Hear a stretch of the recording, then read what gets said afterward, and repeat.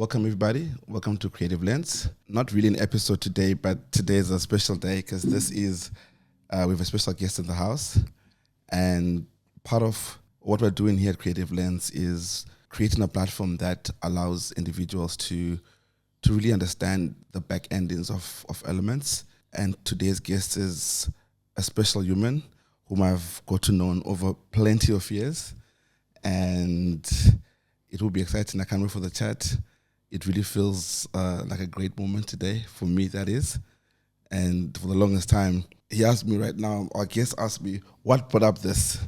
And what's crazy about all this is he's an individual I called a friend, he's a brother, he's a business partner, he's someone whom I reach out to, we talk to, and he knows all my secrets, so yeah, that's it. Today's episode is one for the books, and it will be special. Let me introduce my first guest, or not the first guest, the only guest, Tashinga.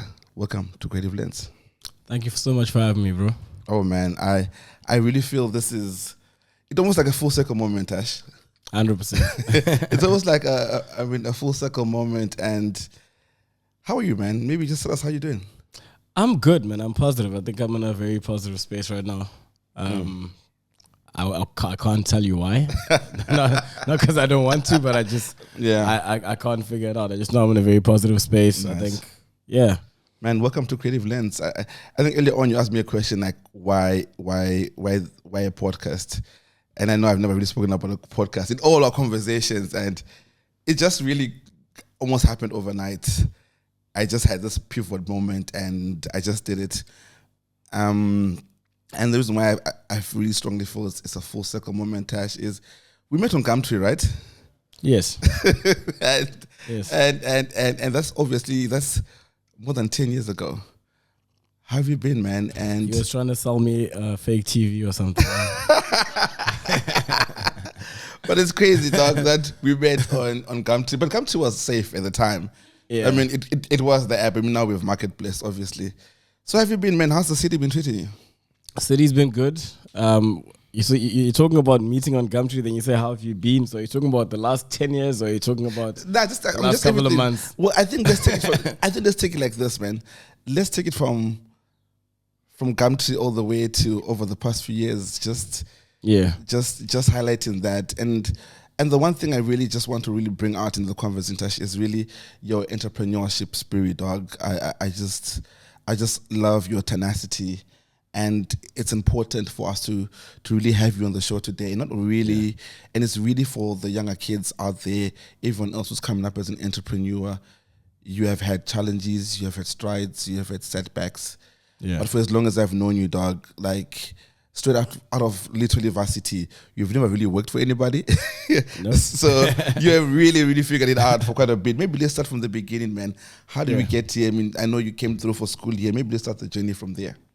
Okay, so you know as well as a few people that know me that I have a few journeys because I've got my hands in a few things.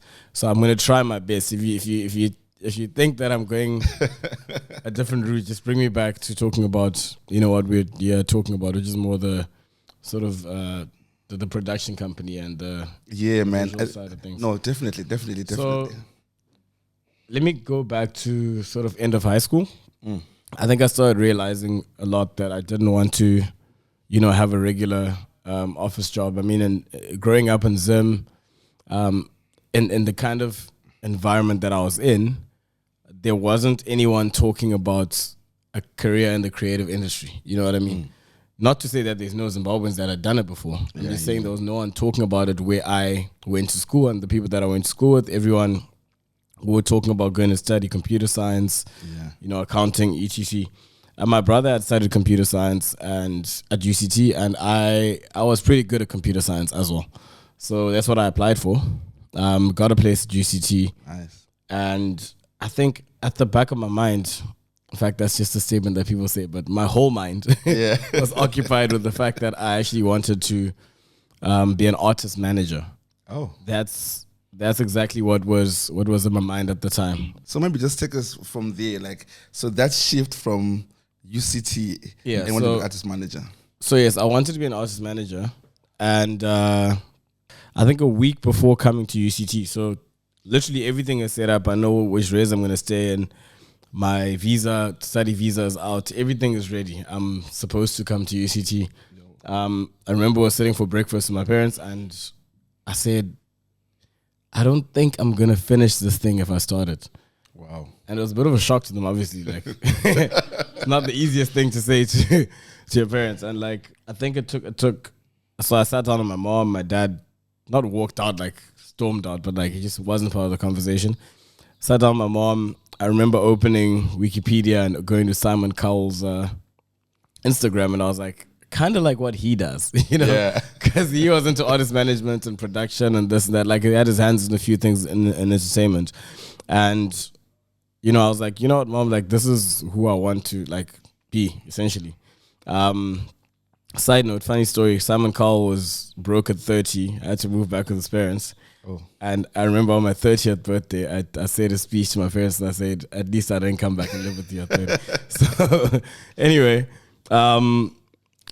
from there, I took a gap year. I was coaching hockey in Zim. I came to Cape Town to visit my brother.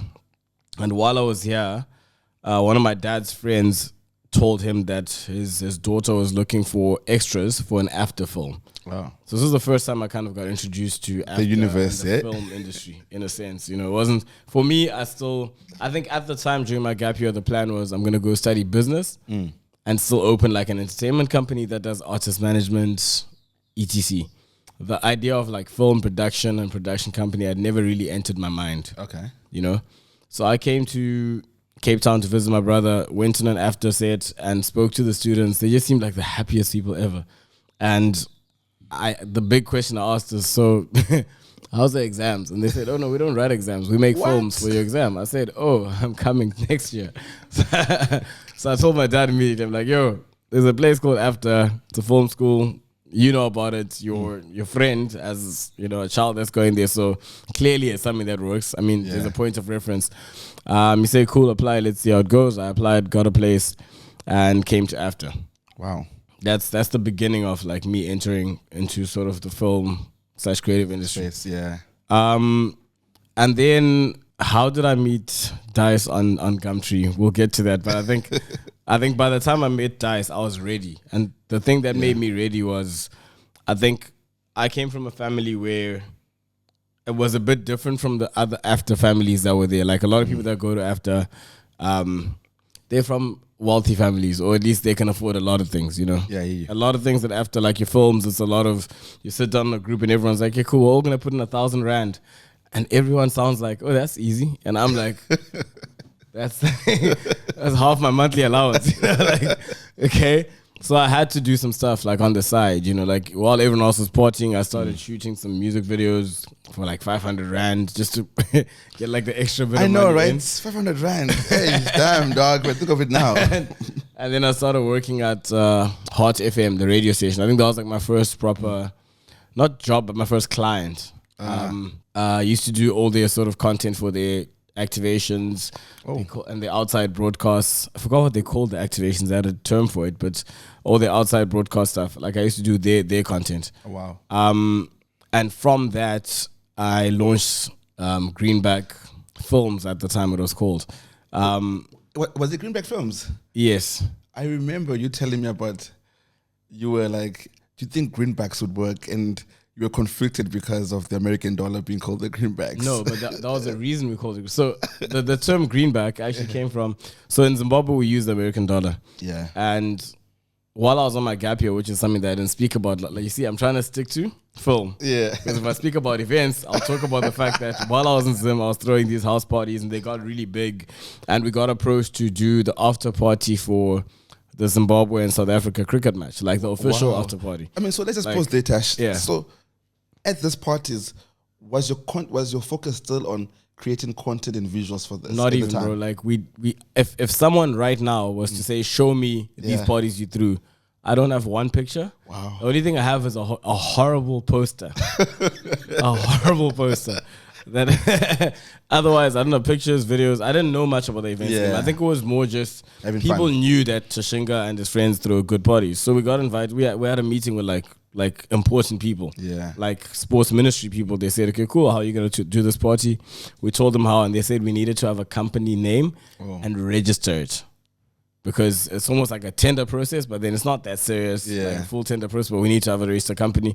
We sat down, all of us were talking about having the greenback, so he came up with Greenback Entertainment at the time.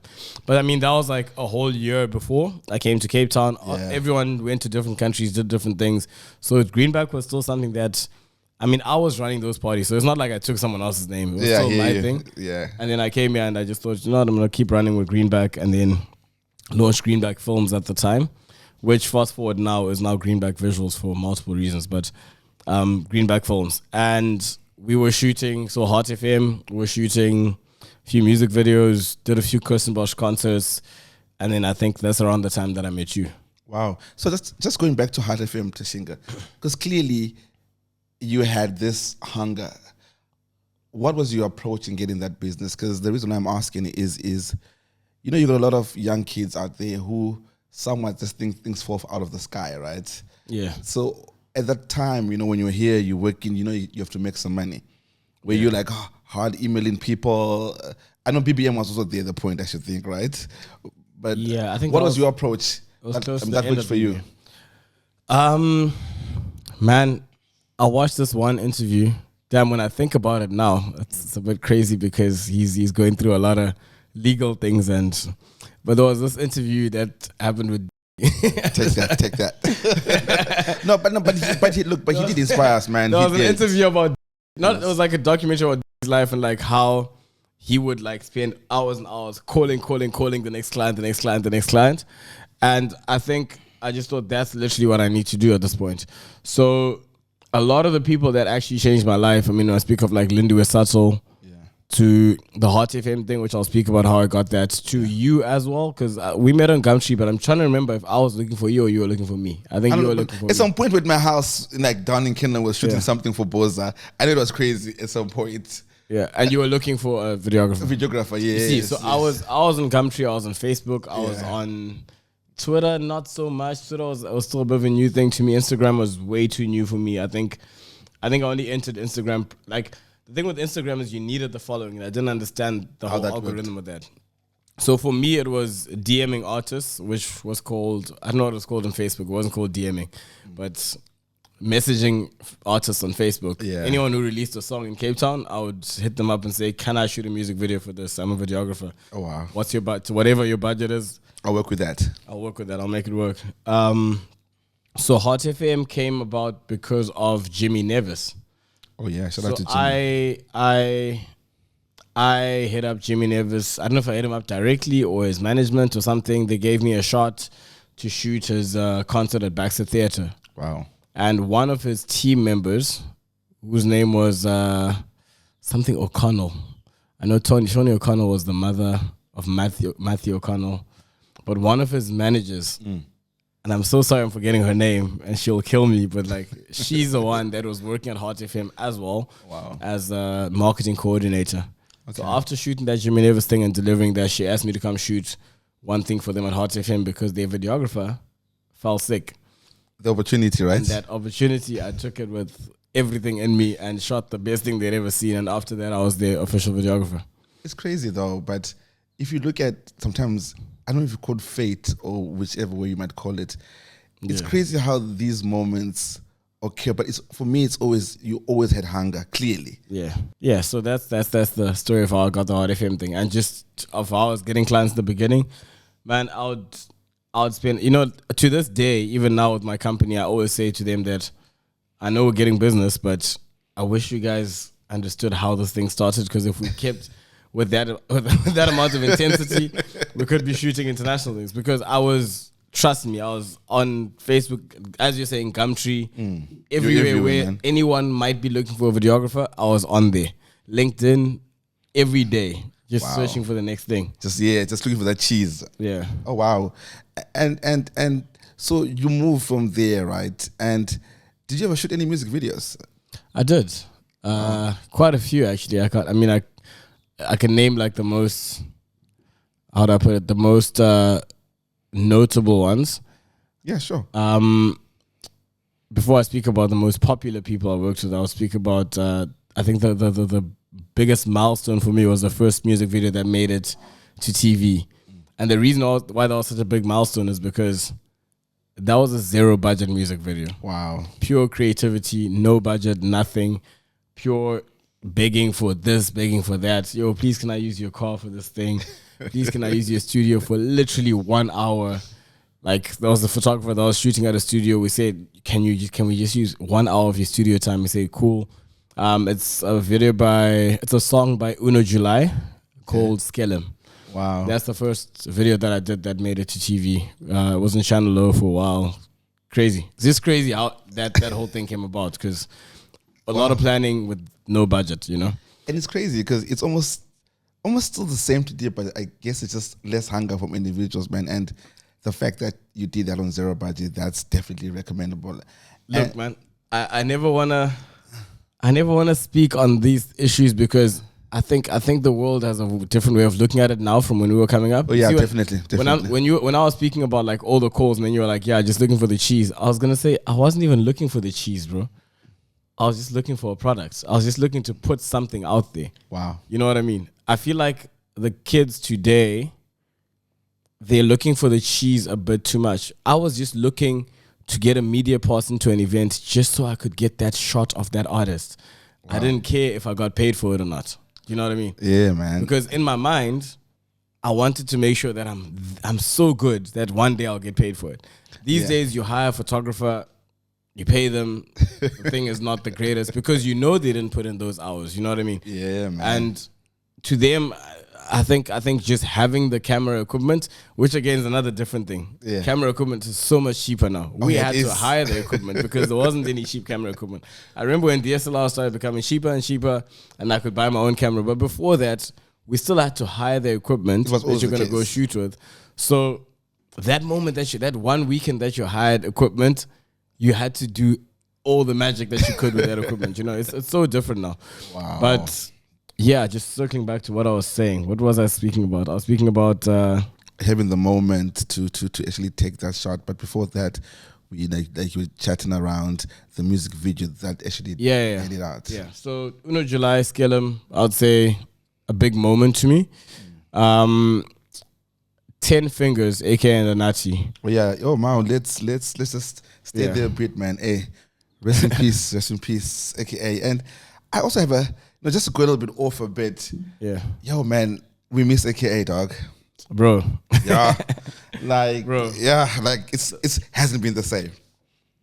Like no summer has ever been the same. Yeah, no summer, and I'm just man. I mean, that's sad, dog. Because I remember my last encounter. We're launching the sneaker. The last time we actually worked together, and that was that, and we're here now. But 10 Summers was dope, dog. Just tell us about 10 Summers. 10 Fingers. Yeah, not 10 Summers is DJ Mustard, right? Yeah. How was 10 Fingers, dog? Maybe this is start. So 10 Fingers music video, my role there was first assistant director, if I remember correctly. It's on the credits, so you can check at the end of the video. How that came about. So there's a guy called David East. David East was my cinematographer at AFTA from day one. Wow. First year, a lot of people at AFTA changed their teams, changed this. Me and David East never changed, man. We just understood each other so well. It was a good thing and a bad thing. A good thing in the sense that like our films always came out really good. Yeah. But a bad thing in the sense that once I had to work with different people outside of the industry, or even at AFTA, like there's 1 or 2 films where we kind of had to be swapped teams, like they forced us. When we had a choice, it was me and David. You know, I was director, he was cinematographer or DOP. But we're having to work with other people after that, or even having to work with other people at AFTA was so difficult because everyone has their own way of working. Their sort of the way they want to storyboard, etc. Me and David had a way of storyboarding that was different from everyone else. You know, like I remember a lot of people use the 3D, what do you call it? The 3D renders. Yeah. We would just go to the set with like 1 or 2 friends and just take pictures of what exactly we're going to do. Then maybe we would take like little video clips, we'll sit down and edit it, and we would actually look at the film as it was going to look. So even when I was directing actors, I'd be like, oh, this is the movement as you can see it. This thing, as opposed to doing storyboards. So our directors and I mean our lecturers, as much as they wanted to see storyboards done the way they usually are, as much as they want to see storyboards the way they usually are, they literally were like, you know what, we like this, and we kind of got away with it. Wow. So yeah, David then went on to move overseas. Oh. He did a lot of great things. He worked with Cristiano Ronaldo. Wow. He worked with like a big Adidas campaign. He worked with some big bands and stuff. And he's doing well for himself. So he came down he met Anati overseas actually. Oh, okay. Then Anati got him onto 10 Fingers, and he hit me up and said, yo, I'm coming to do this video and I want you to be part of it because I need that team back together. Wow. So that's how that happened. Wow, man. And so on that video, what was your process? Was there any, if any? Again, like I said, me and David are the kinds of people that. So there's chemistry. It was chemistry. Was not we a lot of our, even like when I watch some of our films and I read the script, it's not what the script said specifically, you know. So that was my direction style, and that was also David's shooting style. So I remember he had a call with Anati. They spoke a bit about concept. He spoke to me. We spoke about concept. I gave my ideas, everyone took my ideas as well, which was great. Nice. And on the day of shooting, you know, me and David bounced back a few ideas, and Nati was also quite involved because he's also quite a creative person. So that's how that played out. Wow, crazy, dog! It's crazy. No, like when I think of AKA, there's a picture that you have with AKA. I think you're in the DJ booth.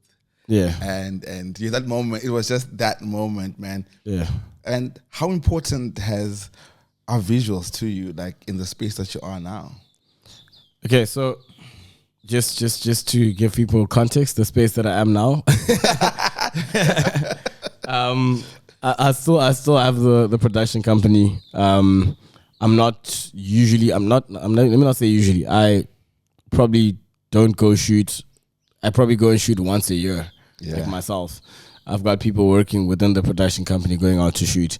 We're working a lot with brands now, more than music videos and anything. So we do a lot of brand work, alcohol brand content. Wow. And the reason why it's alcohol brands is because the other side of what I'm doing now is I'm managing a club and I'm in events and I'm a DJ. So I know a lot of alcohol brand managers. So when we speak about events and we speak about other things, I always present the full package and say I also have a production company and an experiential marketing company. So if you want campaigns done and if you want visuals done for your other campaigns, we're more than capable. So how's that journey been, man? Because I know you've been doing GB visuals for a bit now. Maybe just tell us your starts, your journey there. Because I take it you are obviously employee number one. Yeah. Yeah. So it's so funny. I saw that yesterday. Wow. There was someone's Instagram thing I was looking at, Instagram profile, and it said employee number one. And I was like, that's the dopest way to say wow. The founder. Yeah, the founder, yes. And now you're saying the exact same thing. Yesterday was the first time I heard that term.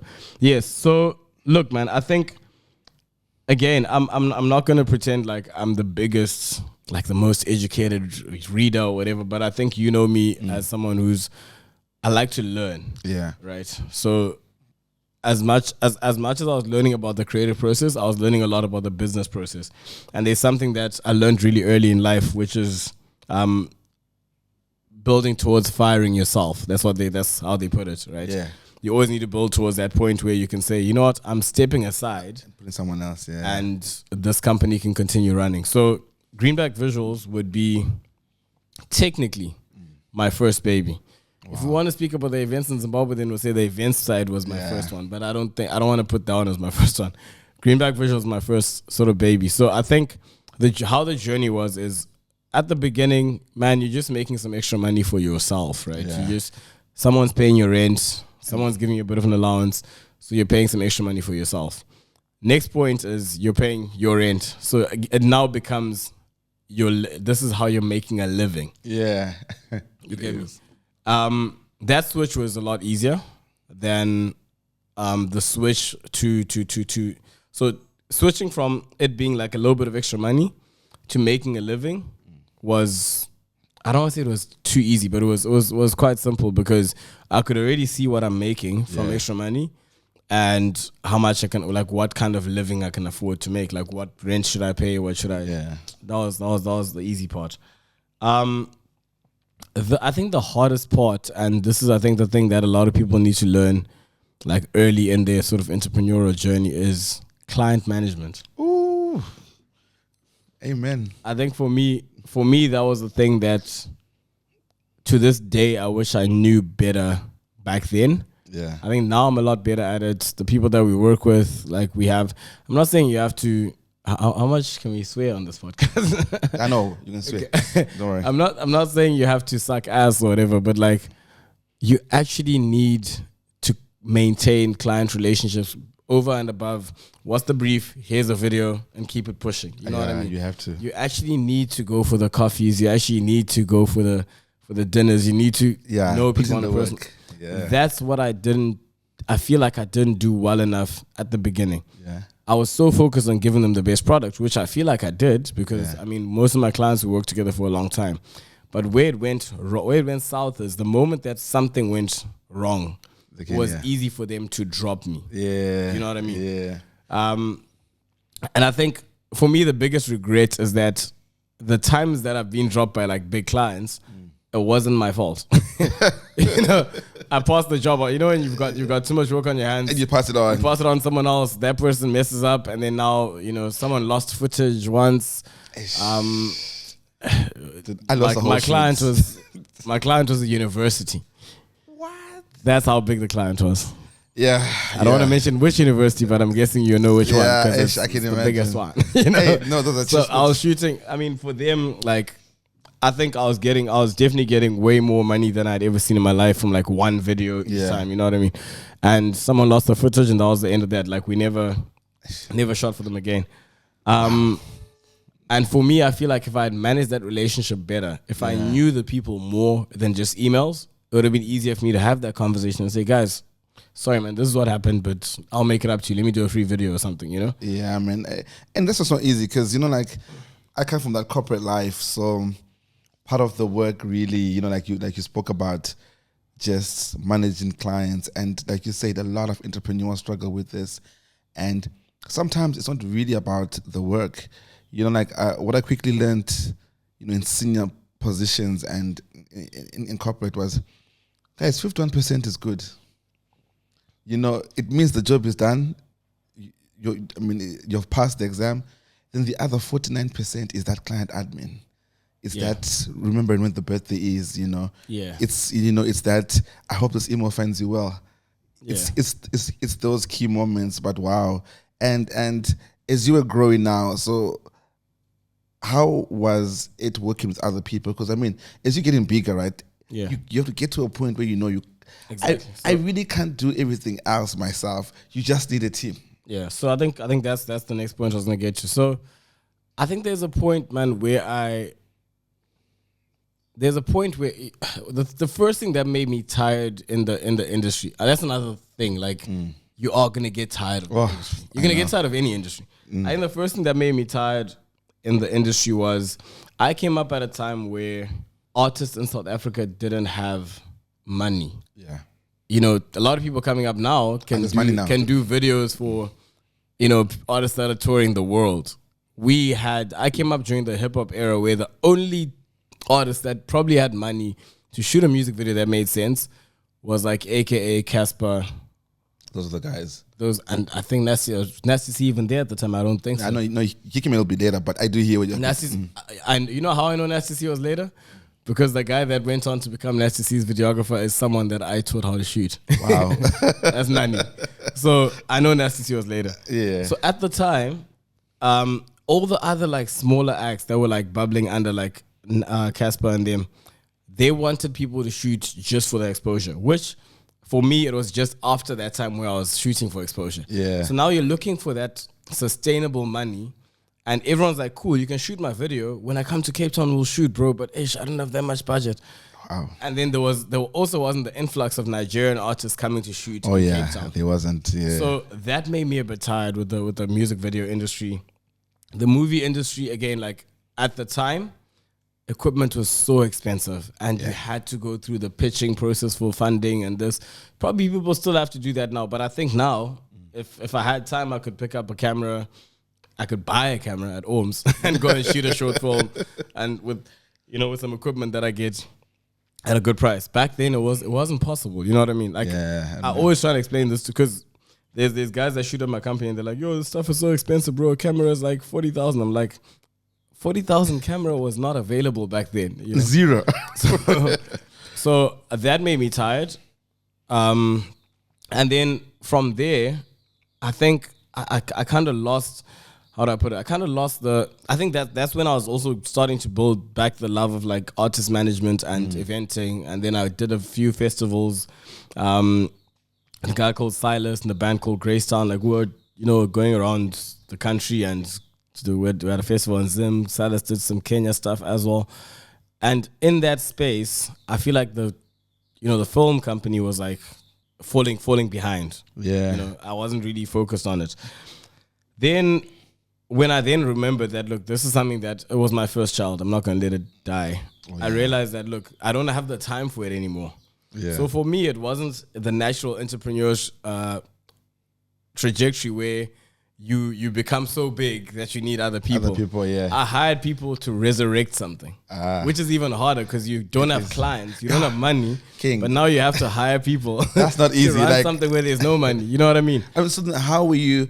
How were you at that time? Now you're hiring people. How was that for you? That moment. So for me, because of the fact that I was hiring people for a company that had no clients, had no traction, whatever the case is, I literally had to hire fresh, out of after, some still in after people. And the whole point was to just make them believe in themselves. Yeah, man. So that they can grow into the talent that I needed at the time. You could invest. You know what I mean? So it was less of I'm investing in talent, I'm investing in potential kind of thing. At the time, also redirecting the direction of the company into shooting brand content, because now through the eventing and stuff, I knew brand managers, I knew event organizers. So we're now doing more brand stuff and more event focused stuff.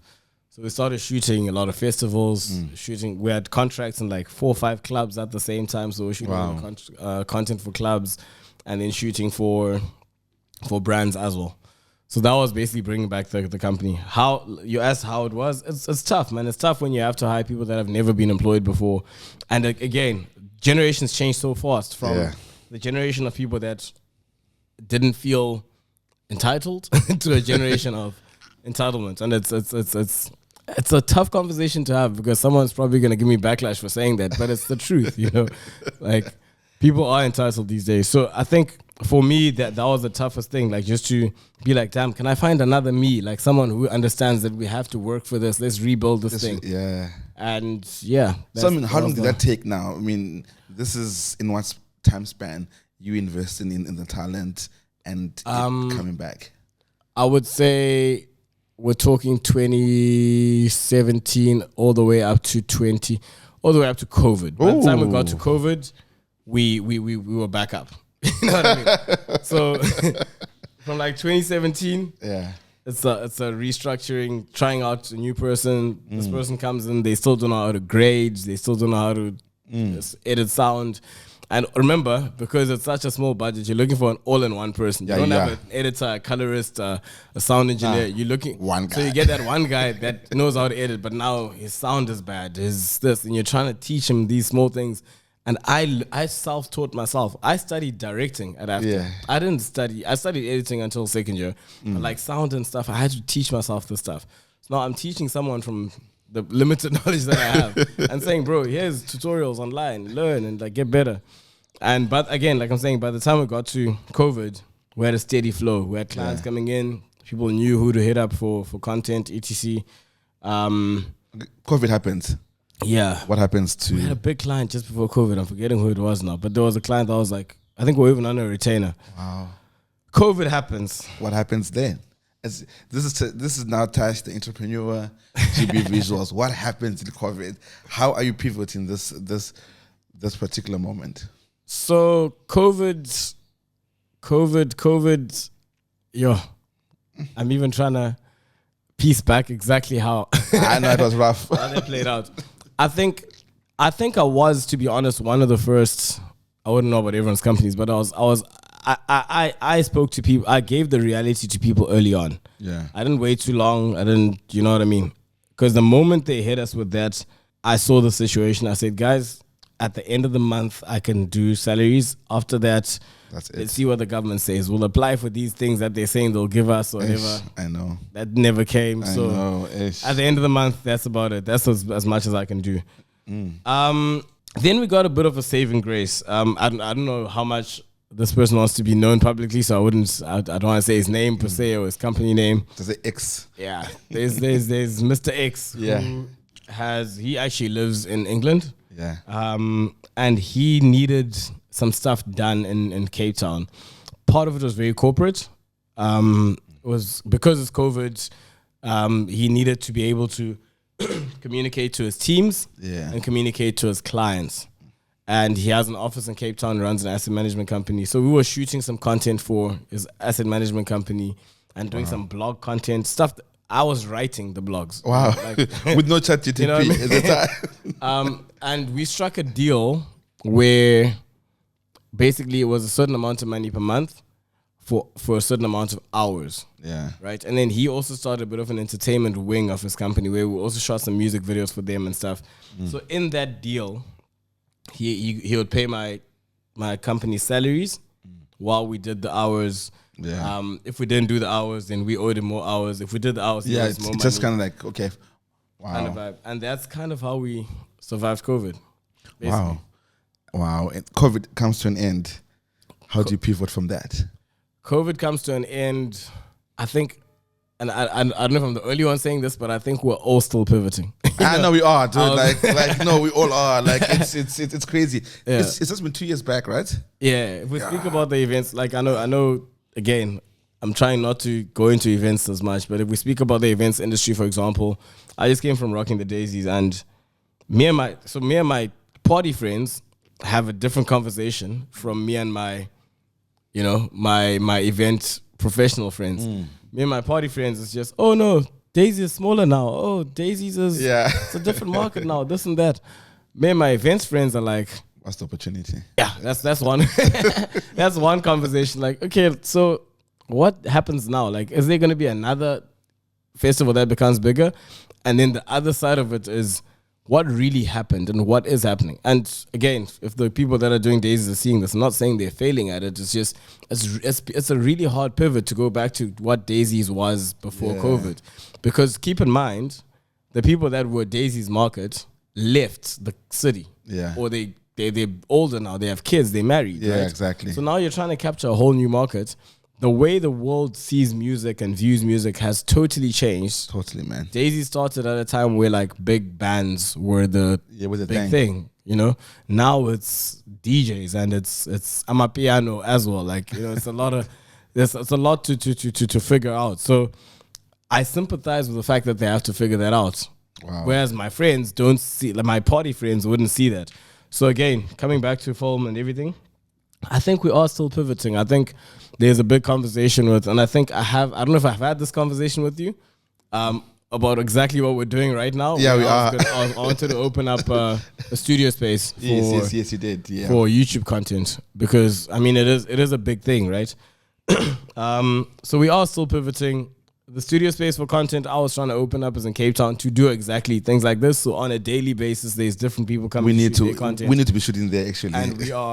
And we are putting it under one sort of YouTube channel. So it's almost like a TV station. Yeah. But with today's rules, which means, you know, someone can watch whenever they want to. Yeah. You know, watch on demand, whatever they call it. And then so that's a conversation we've had. We haven't really actioned that, to be honest. I don't know if we're going to. I think my biggest concern about that is it will be almost like a pioneer in this space. Yeah. In England, you have a lot of those things where like a collective of YouTubers are all shooting under one channel. Actually. You know, in Cape Town, you have this person pushing their thing, this person pushing their thing. You don't really have that collective.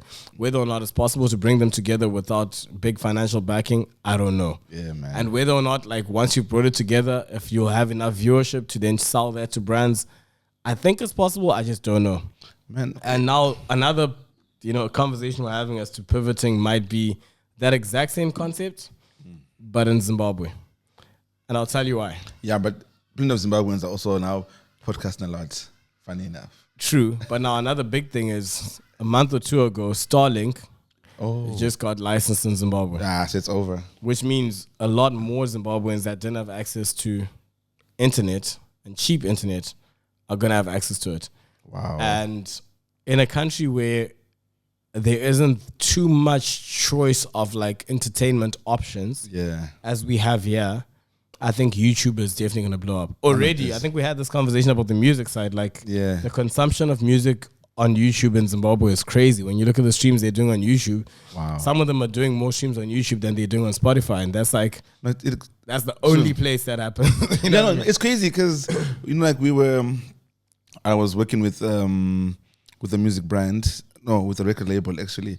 So I was analyzing some data and that's my corporate stuff. Anyway, we were looking at that, and I think Angola and Zimbabwe were one of the highest, actually. I think Angola was first, Zim was two, but the difference between the numbers of the two was maybe about 10,000, but these are in the hundreds of millions of watch time that Zimbabwe has. And if you look at the size of I think why I marveled was, look at the size of SA, and then you look at the size of Zim.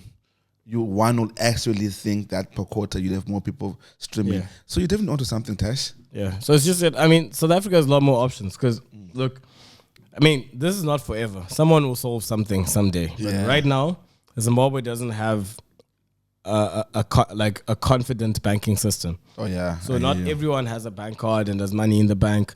So a lot of the streaming, the subscription options that people have in South Africa, like Apple Music, like Netflix, etc., is things that people in Zim don't particularly do unless they have a relative somewhere else and they gets paid for it and they sign in.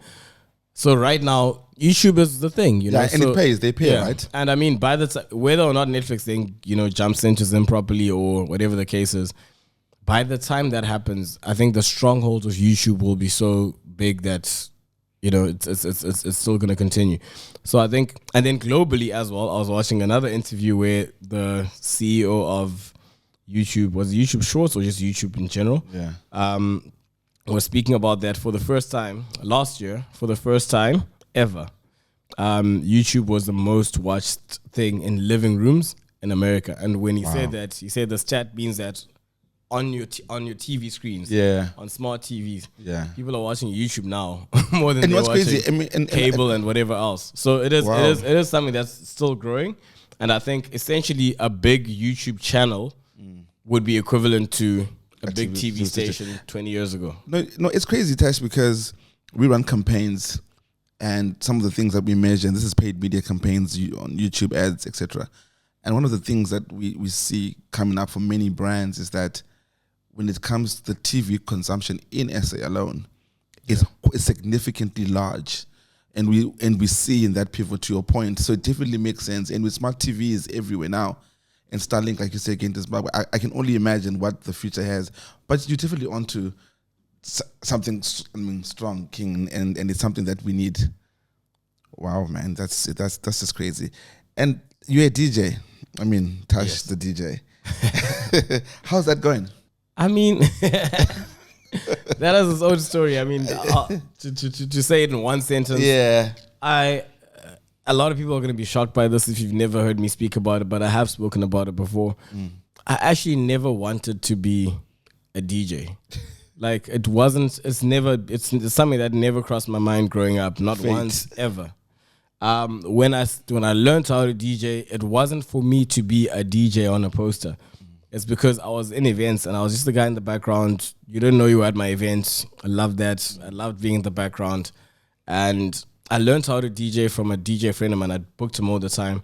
And I learned how to DJ because I realized that during the first sort of 2 hours of an event, and sometimes the last hour of a club event specifically, you really are wasting money as an events organizer by putting a DJ. So it's either you have a playlist, which obviously is also dumb because the people that arrive early want to see a DJ. Or you learn how to DJ yourself and you just stand there and DJ and you don't have to pay someone. Like it's fate.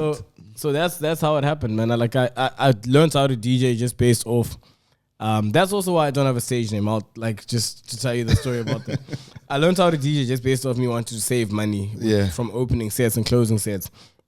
And then one day there was a UCT event happening at a race called Clarinus, and we were throwing the after party for that event at a club in Claremont. And I think we miscommunicated with these people because in my mind they were supposed to come from their party at midnight. Yeah. So cool. My first DJ was supposed to start at midnight, and these guys arrived at the club at 10 p.m. Wow. And I was DJing to them for 2 hours. My first ever set to like 300 kids. Wow. And how was that? I enjoyed it so much. I was like, you know what, I could do this a bit longer. You know, and in my mind, I didn't know how much longer is. So even at this point, like my friends know, and I think I even called you earlier in the week, people know like I keep, you know, juggling the decision of like how much longer should I do this. Yeah. So I think at that time, I was like, hey, maybe I should come up with a stage name. But then by the time I thought maybe I should come up with a stage name, like I was getting hit up for gigs and I just kept Tashinga. I was like, okay, cool, let's just go with Tashinga. That's it. Like this, let's keep it going. And COVID happened and I thought, oh, this is my sign. I'm not gonna come back out as a DJ. But one of the first things that opened up to making money again was DJing. Wow. So I was like, you know what, let me keep it going. And I think there was always like a different milestone, like a big event that wants to book me, and then like I'll do that. Then I did a few the festivals in Zim where I was DJing there. So it's going well, and the reason why I think DJing for me will always go well is because I never had like I want to have an international tour kind of dream. Kind of vibe. So for me, I always just wanted to play opening sets at my events. So anything is amazing for me. Like if you book me at your house party, you're good. That's amazing for me because I never thought I'd do you know what's actually crazy? So, yeah. Were you DJing when you had the party at my place in Claremont? Was it with the alcohol brand? Was I a DJ yet? I don't know. I don't think so, right? Were you? I don't remember, right? I'm just trying to think why would they have hit me up from an events curator perspective? Maybe. Honestly, but with a mad party at the house. I remember that. Yeah, with a mad party. And the reason why the DJing part is important, Tash, is you also have events, right? Yes. And so just connect maybe just firstly tell us what the events are, A, and B, how the visual elements connects those. Because as someone who's having these events, and especially in the era that we live in now, everything is really, really mad visual, and everybody wants to see that. How are you connecting those two worlds? Because by default, you kind of have to do it now. Yeah. Okay, so when you say what the events are, my brother, you're opening another can of worms. So we are involved in a lot of events in different ways, right? Yeah. There's events that we curate the lineup for. That's all we do. Okay. There's events that we do, you know, marketing on the low. That's all we do. But our sort of properties that we own 100%, there's an event called Soke. Wow, shout out to Soke. It's an event we started.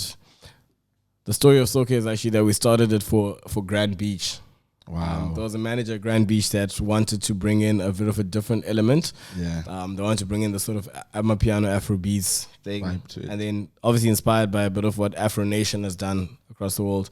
And we came up with that concept. And just before we pitched, like a day after we pitched it, this guy left, right? And after he left, the guys that had received the proposal hit me up and said, no, let's talk. But in those conversations, I think just because like it wasn't a direct link initially, we didn't really then end up going through with it. Then, fast forward a couple months later, I get a call from the guys at the Lower Rooftop. Yeah. And they're like, yo, we need you to do something with us. Yeah. Is there anything that we can do? We sat down, we said, cool, what day do you guys feel is like the low business day? They said Sunday. We said, cool, let's go think about it. And I looked at so I've got a folder with different event decks. Yeah. Like if you say I've got 100,000 for an event, I can pull out a deck and say, let's do this event. Oh, wow. So I've got ready to go events. Anyway, I said, okay, cool, sure. Let me look through what I have. I came out with Soke. I said, let's kick off Soke. Yeah. It's a bit of a different concept from what we wanted initially, because Soke initially at Grand was supposed to be, we always bring out one big Nigerian artist. We always bring out one big Amapiano artist, because I mean, Grand Beach obviously would have the budget for that. Yeah. And we obviously do supporting lineups, and we do it like once every 3 months. And then now, when we started the law, the plan was, I had just sort of gotten familiar with the concept of Strictly Soul, which is Akio's event. And it's a traveling event. And literally, when I saw that and I spoke to him and I understood what he's doing, I've always said this is what I want to do. I want to travel the world with an experience that I take around the world and give the world that experience, and in that become someone who travels. You know what I mean? But again, man, Yeah. you in Joburg. Yeah. So I'm about to tell you some news. No one else man. knows it. So I hope you drop this soon before people. I have. You know what I mean? Definitely. So essentially, that was the plan for Soke. This was like 2 years ago. I said, guys, Soke is going to be an event that travels. Trust and believe that. But let's kick it off here first. Let's get the concept right. Let's get the, because we've played around with, do we make it a lineup based event where we put out like a lot of DJs, and then the first Soke was just about music. It was music genres are purely African. Yeah, that's it. And then we introduced the vendors. So now we've got like people who come and sell African products. Yeah. And then we introduced the food element, which is partly why we moved it from a low to a sort of a build, what do you call it? An open canvas venue, which is Roosterbound Brie for now. Might move it again next year just to a bit of a bigger venue. But we moved it to an open canvas venue because we realized we need everything about it to be authentically African. So the food we serve at Soke, the everyone's dressed in African clothing, the music is African. We've got a marimba band that plays or something, something that always brings that together. And then so that's when we felt like we have a product now. Before we even decided to go to another city, we started getting the comments on our Instagram. Please bring this to Joburg. Please bring this to Joburg. Please bring this to Joburg. Then one or two would say, please bring this to Durban. Please bring this to Zimbabwe. We're like, okay, cool. Let's give it a shot. And then we did Joburg. And that was the biggest, I've done bigger events or I've been involved in bigger events, but I think this was the biggest reaction from a ticketing market. I mean, a few people bought tickets and we said, okay, cool, let's boost this. We boosted it and over 150 tickets sold. We looked at each other like, yo, that's crazy. And then we wanted a 200 pax venue initially. And lucky enough, the person that got us this venue made a mistake and, we didn't really communicate right. And they got us a 900 pax venue. And in our minds, we thought, okay, cool, we're selling 200 tickets. So when we got to 200, we asked the venue, guys, can we sell a little bit more? They're like, oh, you didn't know our venue does 900. We're like, oh, shit. And we're like, okay, cool. So can we push 500? They're like, yeah, sharp. We got to 500 so fast. We kept selling more tickets. So we sold out that venue. We sold out 800 and we had 100 comms for special guests, whatever. We invited some influencers and stuff. Beautiful events, everything. And here's the news now. Yeah. As of today. Okay, so we already started marketing, so this is not news. We're marketing Soke Zimbabwe. Yeah. Which is 7th of December. As of today, we just signed a contract with our partner in Botswana. Soke is going to Botswana. Wow. As of next week, we have a meeting with the Namibia people. And then there's some guys from London that do an event called Donkey Sounds. Yes, Donkey Sounds. So the Donkey Sounds guys, we worked with them this side to bring Donkey Rooms to Cape Town a couple months ago. And the return is we're probably going to take Soke to London next year. No, I need to travel, man. I need to come up with you guys. I think that was my promise to you. On the Zim leg, I definitely have to be in Zim with you. Let's go do that. Yeah. Oh wow, man. To answer your question, thank you so much. Wow. But your question was more on the content, wasn't it? Yeah, because and that's it, dog. Because I saw the event in Joburg through content, and there was this gent who was just dancing and living his best life. Yeah, that was wild, dog. I really, really, really enjoyed that. And Tashinga, we always talk about these moments, right? And I was really quite emotional.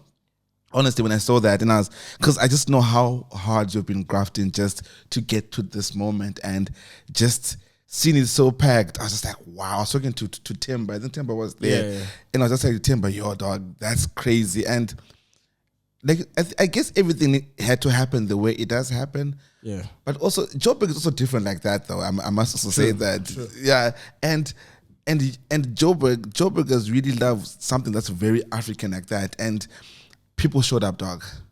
100%. And I think, man, I want to say this is my city. I mean, I'm obviously from Zimbabwe, but this is where I started a lot of things that I do. So I say this with excitement, but also with a little bit of I really wish Cape Town, not disappointment, but I wish Cape Town people gravitated to things before they became big somewhere else. Because I can tell you a fact now, our tickets for Curator Cape Town, which is 1st of December, are selling so much faster because they saw what happened in Joburg. Yeah, man. But we've been doing Curator for 2 years. For a minute, eh? I know, right? For 2 years, we had to grind to get those tickets to sell, and sometimes even invite people just to be like, come to Curator. But now, after Joburg, it's like, oh, you guys have seen us fun now. Like, you can have fun at this thing. Now they all want to buy tickets. But I mean, I guess that's just a lesson to learn when it comes to eventing. But yeah, to answer your question about content, okay, sorry. Soke, event number 1, there's an event called Cape Palooza. I'm not going to go into it because otherwise we'll be here for 2 hours.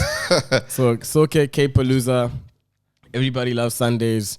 Those are our current sort of recurring properties. We have a few other once-off events that we've done or are planning to do, which... So do this fall under Untamed Authority? Yes. I mean, I love that name all the time. When I see Untamed, I'm like, well, clearly Untamed for sure. But, you know, like, in Tashinga, and why this is important, I think why I really had to bring this up, dog. You're an entrepreneur at heart. Yeah. Soke, like 2 years grinding. I actually do remember that, you know, like chatting to you about that. And the fact that you stuck to the idea. Yeah. And just touch base about just having confidence and just believing in something. You know, I'm trying to think back to where that came from in me. You know what I mean? I'm trying to think back to where I got that, but I know I have it in me. I know you have it. Yeah. I know. I'm just trying to think back to where I got it from so I can explain it. The first day I met you, always that you're that kid. I think if you're thinking back to the time that we met, I think it was just out of necessity, bro. Like some people under pressure they crumble, some people under pressure they thrive. You know what I mean? I always say to myself, like, I feel like the best of my work, whether it's musically or via events or things like that, comes out at a time where I was kind of under pressure. Sometimes it's stupid pressure, like I just broke up with a girl and I just want to show her that I can win. I'm big. So I have to work really hard to make sure that happens. So that's one thing. But I know there's some people that I've spoken to or something that I watched or something that didn't really got it into me, that sometimes you just have to believe in that thing, you know, and keep making it right. If you've ever had a reason to believe in that thing, keep finding ways to make it work until it works. And there's a phrase that goes, build it and they'll come. And I think that's another concept that I live by when it comes to events from both. Like repeat that phrase. Build it and they will come. Yeah, exactly. So that works from both ends. Like it works from us with my team. We always like think of a concept, then we're like, let's get sponsors, and then we try, and then the sponsors are rejecting whatever. And I always say, guys, let's build it. They will come. And a testament to it is Soke, because funny story, the only sponsor we've ever had on Soke was at the very beginning was a sponsor which I will not name who they are, but like we had a sponsor who we just had some budget left off a contract we had signed with them for all our events. So it wasn't like they were sponsoring Soke specifically. Okay, it was just some budget, yeah. After that, for the last 2 years, we never had we've had like someone who gave us furniture or whatever, like a brand that gave us furniture. We've never had a financial sponsor. Wow. And now, next year, we have brands fighting. We're literally meeting with brands to say, okay, cool. These ones are now saying they want to give us this. Now, what do you guys say? You know what I mean? Wow. So now next year, we're financial sponsorship. If I had given up at the beginning, in the first year, because we did like 5 showcases the first year. Some were losses, some were break even, some were just like small profits. If I had said, okay, cool, this thing is never going to get sponsors, never going to make anything, I would have just given up. But now we have sponsorship for next year in both Joburg and Cape Town. We just need to choose which brands to go with. And that's because we built it. And again, I'm saying build it and they will come. Same thing with, you know, the events that we're doing, like Cape Palooza, Soke, they sell easy. Yeah. Got something called Everybody Loves Sundays, which you know about. It's a weekly event that we're still building. Yeah. If you were there last week and if you're going to be there this week, it's a whole different vibe. We sat down this week, we restructured it. We're still building it. Different type of music completely. We're going a whole different route with that event. And I know that at some point it's going to become that thing. And I think, speaking to that confidence spot that you're talking about, I think that's that phrase, build it and they'll come. It just keeps giving me that confidence that at some point, people will get what you're trying to do, Yeah. or you will find the right people for what you're trying to do, and they'll come. But that also doesn't mean to say just do things Yeah, I mean, wishy-wishy. I don't know if there's another statement for that. But don't just do things half-heartedly. If you do things correctly and you do things with your whole heart, at some point you'll build something that's worth coming to, and people will show a face for it. Man, that's that. I mean, that's so inspiring. And 2 November, man. Tell us more about 2 November. How are you feeling about that? I'm excited. Okay, so 2nd of November, myself and this crazy, energetic, talented boy called Teddy are doing I keep, every time I speak about it, I say a one-man show because we're one. You know what I mean? I hear you. Because when you say two-man show, it's almost like there's two different acts jumping on. We're doing a one-man, 1/2-man show, you know? I think, I want to say that's always been a dream of mine, but that's hard to say because, I mean, last year I did do a one-man show with a band. I think you were there. I don't know if you Yes, I was there, yeah, and I was there. And you also did another one before that, I think. Yeah. So, like, it's not a first-time thing for me to do something that's, like, branded around me doing something live. But I think it's the first time that we're taking it to sort of the scale that we're taking it. Not even from a attendance perspective. Yes, it's a little bit more people. It's not fill up the dome or anything. It's small. It's still like 500-600 people. But it's still a big thing to have 600 people in a venue that are coming to say you are the main act. You are the reason why we're here. Tickets are selling really well, so that's great. But when I speak about the magnitude, I mean the actual production value of it. I think everything I've done before, even the one last year, was like, was at a little bar in town with a band that was standing on stairs as opposed to a stage. This time we have like a whole situation. If this comes out before 2 November, I'm telling you what it's going to look like. If it comes out after, maybe you were at the show and you saw exactly what it looks like. It's going to be like a 3-tier stage. Wow. With like another sort of 2 ramps on the side, kind of like a big setup. If all goes well, which I think it will, budget-wise, we're going to have these big screens at the back as well. Sponsorship-wise as well. I think all the sort of one-man show, the 2 that you're speaking about, I actually remember one. I don't know which the second one is. I think your brother was there, right? Yeah, that's the one. Yeah, that's the one. Cool. Okay. Yeah, and we're welding. Okay, cool. So that one, it was just a thing. We sell tickets or whatever shop. This one is actually brands are on board. You know, we have Smirnoff on board. Nice. We have Cultish. Crazy. That's family. We have Cultish on board. It's also their first. That Cultish link is the first time that Cultish is doing so much with like an event, and it's so dope because like it makes sense. You know, it's not something that's like questionable. Like, oh, why is Adidas in this? It's Cultish because Cultish and Tashinga are kind of synonymous. Yeah, like exactly. You speak about the two in the same sentence, and even the merch that they did for us as well. Great collaboration. Man. It doesn't just look like event merch, so you can wear that out. And I've been seeing people wearing it out. You know, which is dope. So we got Smirnoff, Cultish, Jägermeister, Play Energy Drink, and just putting the way they're planning to put things together for us just shows that it's a bigger magnitude thing than I've ever done for myself. And I'm super excited, dog. Like, I'm just so happy for you, dude. Like, just everything's coming through, and the energy, and you have to keep this entrepreneurial spirit going on, dog. Like, we need this in the city. And the kids need this. You know, we are leaders of the pack, you know, and I was talking to someone, a friend, a mentor kind of like, and she says to me, you know, we're just talking about the path, where you need to go, you know, which direction you go. And we're just talking about how do you know, it was like, how do you know that you're going down the right path? And the answer was when you no longer can see a path. Because you're now creating your own lane. So that's how you know you've made it. Because you go down this road, but how you know that you're doing something right is when you no longer can see the path. You are leading forward, dog, and I love you, and I want you to know that everything you've been doing, dog, is really inspirational, and the kids need to see this. We all need to see this, and it's evident again that you're on the right path because right now you're creating your own lane, dog.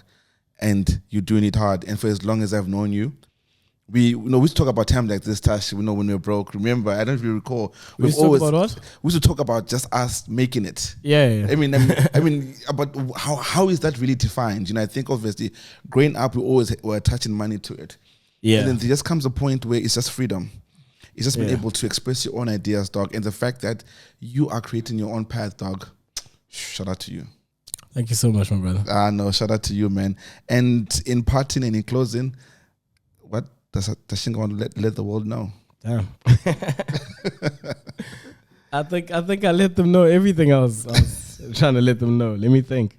In what sense? More like anything, man. Anything that you just want to let everybody know, man. Whichever way it is, whether it's not giving up on your dreams, whichever way it is. I'm trying to think of something that I haven't already, imparted in this conversation. But I think more than anything, just because you just mentioned it, I think, look, there's the corniest thing I used to say, because when you make up a quote and you're like, you wanna write it everywhere. And I made up this quotes when I was like really young, and now when I think about it, it's corny as fuck, but it actually makes sense sometimes. So I always used to say, if you have dreams and you're not chasing them, they're just nightmares. Yeah, I agree. So wow, I think, man, that's corny. But anyway, I think in saying that, I think one thing that I do want to say, I think we live in the first generation where it's actually possible to be anything, but it's also very possible to be nothing. Just because there's so many things distracting people, people are so concerned with what they look like. Like, do I look like I'm successful, so I'm going to post this? Do I look... And I'm telling people now from the background of the industry that a lot of people that you see looking successful are actually, probably less... When I say successful, I mean financially, right? Like, they're actually not where you think they are financially. And don't give yourself that pressure. Yeah. Don't give yourself that pressure to try and... to try and keep up to them, or to try and link up to whatever they're doing, because a lot of the things that you see now on Instagram are just, so in saying that, when I say we live in a generation where you can be anything because we live in a generation where all the information is available to you. It's there. If I wanted to be a surgeon, I couldn't do it on YouTube, but I could probably learn as much as I possibly could that by the time that I go study, I would know. But back in the day, your first lesson as to getting there, you'd need to have enrolled into an institution. You know what I mean? Yeah, exactly. So again, people in this industry, in the creative industry, if you want to learn about how to shoot, don't just grab a camera and start charging people 5,000 Rand for a shoot. Actually learn about every single detail about the settings and what they do, how to create certain moods, how to create certain feeling from a video, from an edit, shooting styles, all of that. And that information is available to you for free. Yeah. So if you have a dream, chase it, but actually chase it by going out there and learning about how to make it happen, how to make it work. And you can be something. But if you decide I'm just going to be something without putting the work in, you're going to be nothing. Wow. Thank you, Tashinga. And wow, guys, as everybody, thank you to our guest today. And I'm really excited again, Tashinga, 2nd November. We look forward to seeing everybody at... The terrace rooftop. The terrace rooftop. In Woodstock. And that'll be quite an exciting one. Funny enough, terrace rooftop. That's the wee house. And okay, I know where that is. Okay. Yeah. I know where that is. Okay. It's all good. No, Tashinga, we're looking forward to that. And we'll see you on the other side. Thank you for being here today. And we out. God bless. Creative Lens.